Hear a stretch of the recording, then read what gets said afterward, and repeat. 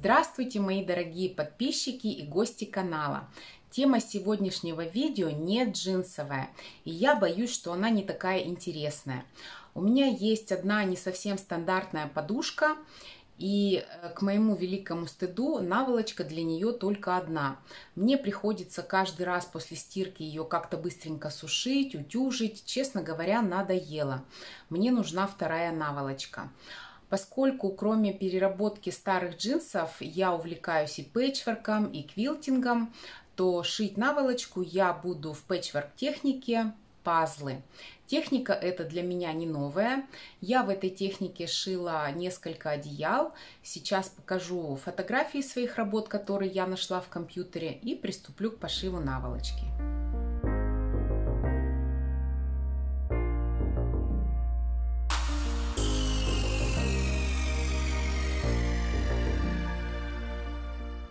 Подушка у меня размером 45 на 45. Здесь я уже нарисовала и цветовую схему, и посчитала количество деталей, которые мне нужны. Делать пазлы я буду на одной стороне подушки. Блоки или квадраты будут 15 на 15 в готовом виде. Шаблоны такого размера у меня лежат давно, я по ним уже шила, я показывала фотографии. Поэтому высчитывать что-то мне здесь уже не надо. 3 квадрата по горизонтали и 3 по вертикали дадут мне мои 45 сантиметров. Я подобрала такие ткани. Это хлопок. Тут есть ткани-компаньоны. Обычно, когда я покупаю ткани для пэтчворка, я беру по возможности 2-3 с одинаковым рисунком, но разных цветов. Когда вы будете шить одеяло или что-то другое в этой технике, посчитайте точно, сколько вам понадобится квадратов каждого цвета и сколько ушек.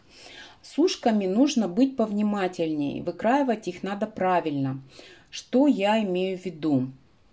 Вот смотрите, мне надо будет выкроить 2 однотонных желтых квадрата, 2 квадрата желтых с цветочками, 1 сиреневый в горошек, ну и так далее. Да, я себе здесь все это обозначила. А ушки я буду кроить не просто произвольно, я посмотрю, какие ушки пойдут по долевой, а какие по утку. Это может показаться неважно. Я тоже так думала, пока не сшила свое первое одеялко. Там разницу в направлении было видно. В первую очередь по рисунку, вот в этих местах, где ушки стачиваются с квадратами. А во-вторых, как мне кажется, готовое полотно должно быть в одном направлении, чтобы не было каких-то перекосов, волн, пузырей. Вот мои шаблончики, они у меня все хранятся в таких конвертиках. Здесь у меня 3 размера: 16 на 16, 13 на 13 и 15 на 15. Здесь, где ушки, припуски я уже заложила по полсантиметра, а по краям нет. Ну, я тут себе подсказки писала тогда на будущее.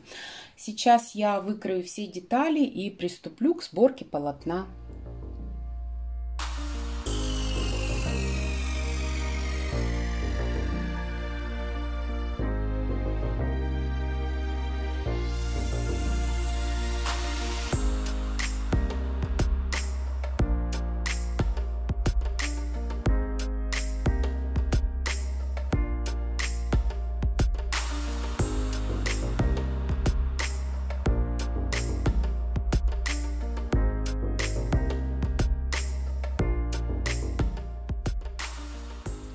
Я остановилась, чтобы показать, что у этих 3 квадратов по одной стороне я сделала припуски на швы побольше.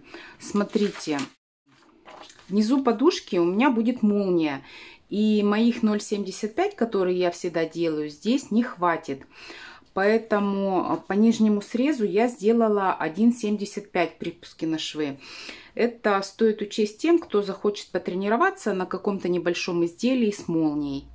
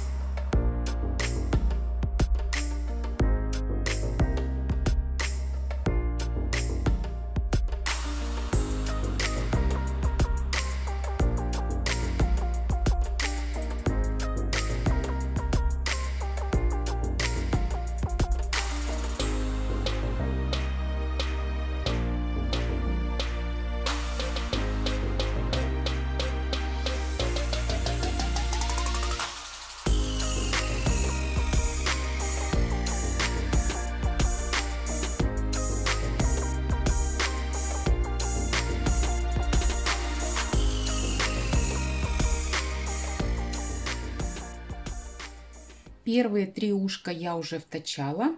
Делаю я все по схеме. Она у меня тут перед глазами всегда лежит. Процесс этот не быстрый, потому что, во-первых, последняя одеялка с пазлами я делала года 3 назад, если не больше. И сейчас, как первый раз опять шью. Во-вторых, радиус этого закругления достаточно маленький. Можно, конечно, делать покрупнее и квадраты, и ушки. Тогда будет чуть быстрее и проще. Есть еще один вариант, быстрый. Накладывать ушки сверху. Вырез здесь уже не нужен. И зигзагом пришивать. Зигзаг должен быть мелким, чтобы нитки здесь потом не повылезали. Получается быстро, но, на мой взгляд, несколько грубовато.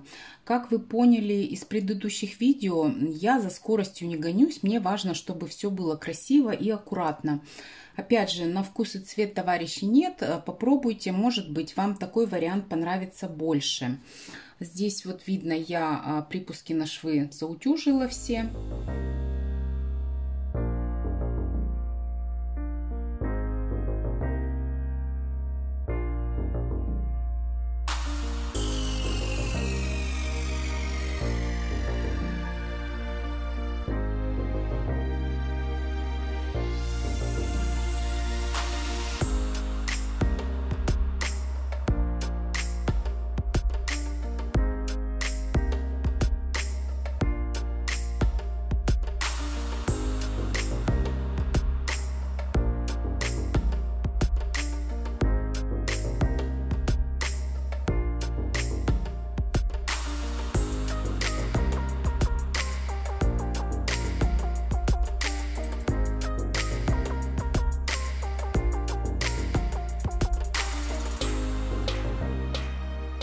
Все квадраты готовы, но перед тем, как их соединять, я их подровняю. Зачем, казалось бы? А вот смотрите, у меня здесь волна, здесь волна. Видимо, я в этом месте сделала припуск больше, чем запланированные полсантиметра.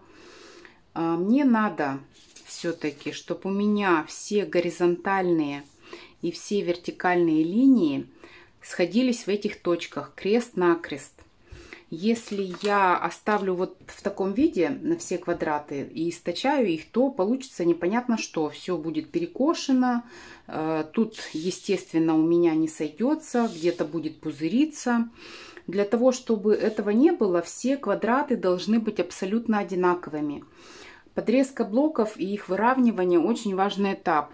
Это как закон в пэтчворке. Стачал, отутюжил, подровнял. Стачал, отутюжил, подровнял. Чем я сейчас и займусь.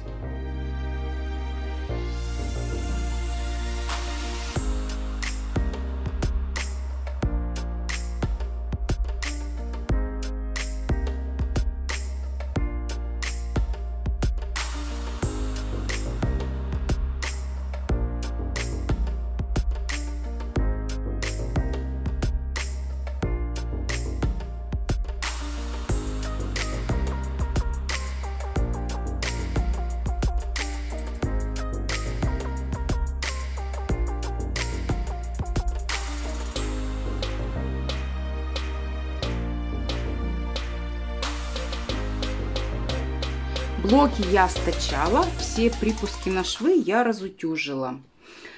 В случае с этой наволочкой я сэндвич делать не буду, я ограничусь лишь верхним полотном и подкладкой. Я уже все выровняла, сейчас я здесь булавочками зафиксирую, чтобы у меня ничего нигде не сместилось. И проложу вот так вот строчку. Сначала вертикальные, затем горизонтальные. Я посмотрю, какие у меня есть красивые строчки. И я подумала, что с цветами, ну вот с расположением квадратов я немножко неудачно сделала. Здесь вот много, да, цветов, здесь пусто совсем. Мне надо было, наверное, по-другому это как-то расположить. Ну, теперь уже как получилось.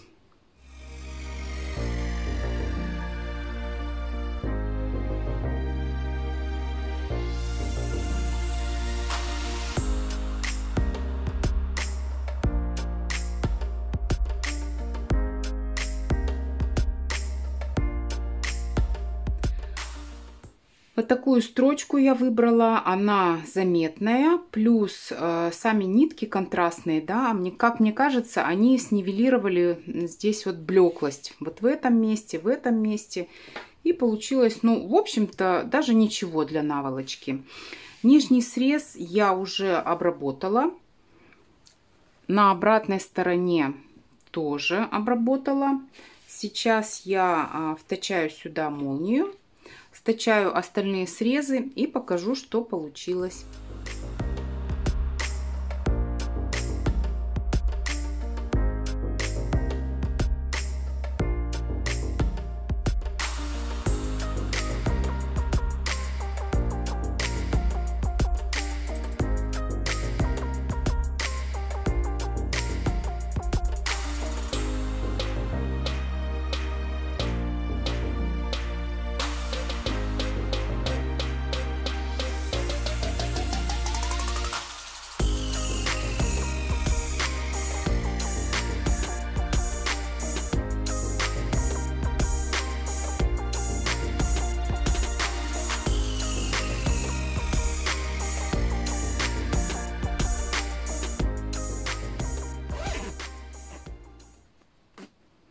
Вот так я прячу собачку, чтобы она не мешала. Вот такая подушечка у меня получилась. Шить ее, конечно, не совсем быстро. Ну, я потратила на нее, наверное, часа 4. На этом я буду прощаться. Надеюсь, что это видео было для вас полезным. Ставьте лайки, пишите свои комментарии. Желаю всем хорошего настроения. До свидания.